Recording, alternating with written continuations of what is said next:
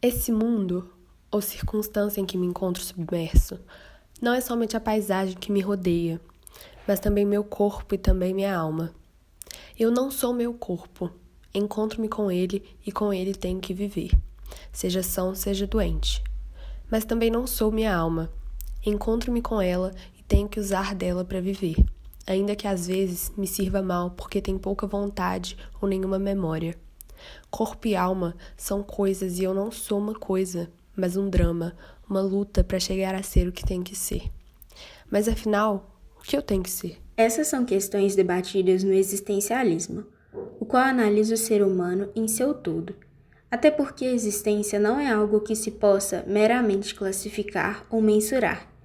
Encontramo-nos em uma situação na qual o que somos não está predeterminado, mas é antes resultado das nossas ações. Então, eu estou em um mundo que não escolhi e não é como eu desejo, e mesmo assim tenho que ter um propósito. Essa situação, que consiste na percepção de uma limitação, é o que gera o sentimento de ansiedade, a qual aflige milhares de pessoas em todo o mundo. O existencialista Schopenhauer fala sobre essas questões. Hoje se admite que existem instâncias não racionais que influenciam enormemente nossa vida e que, de alguma forma, precisamos lidar com elas. Essas instâncias estão ligadas diretamente à vontade, a qual é a próxima essência da subjetividade, isso é, a essência do eu, irracional, desprovida de conhecimento, causa em si mesma, sem fundamento, possuidora de um infinito desejo de afirmar-se. No homem, a vontade é o fundamento do querer viver, do sentimento de posse, do dominar, do afirmar-se.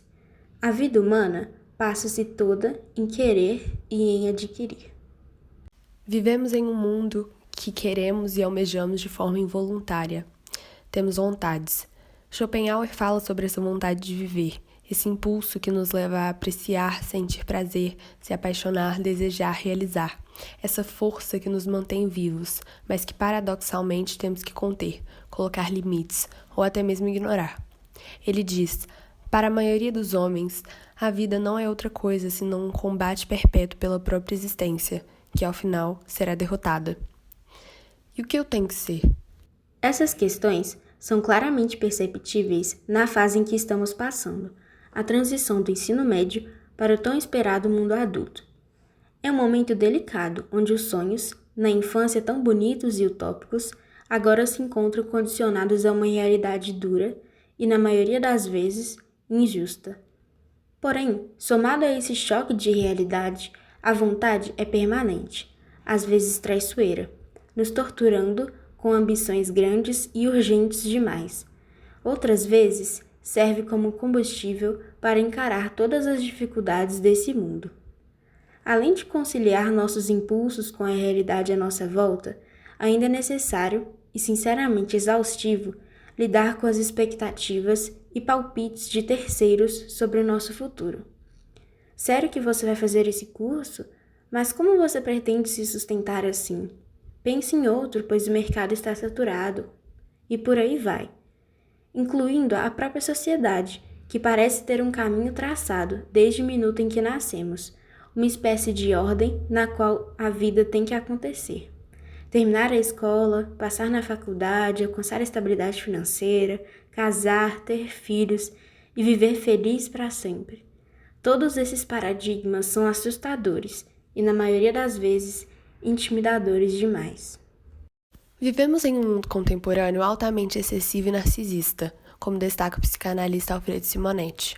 Um mundo que explora e lucra com nossas vontades, esfregando nossos maiores desejos em nossa frente e torcendo para que cedamos às tentações. Um mundo elitista. E além disso, ainda é necessário se moldar nos padrões sociais ditados pela mídia e pelas redes, padrões irreais e doentios.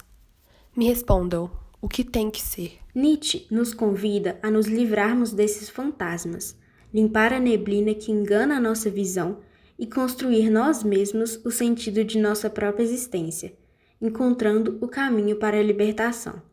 Somado a isso, o ideal seria encontrar o ponto de equilíbrio entre as três partes da psique humana, de acordo com o sociólogo Freud.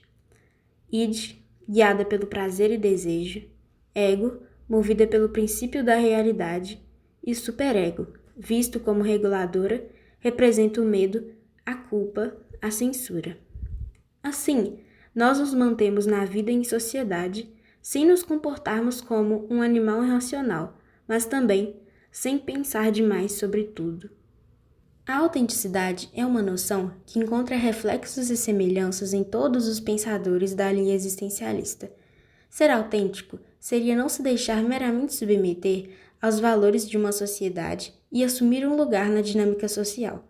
O cotidiano pode ser uma fuga da nossa responsabilidade, ao fazermos apenas o que é esperado de nós ou que nos é solicitado, sem refletirmos seriamente sobre a própria existência.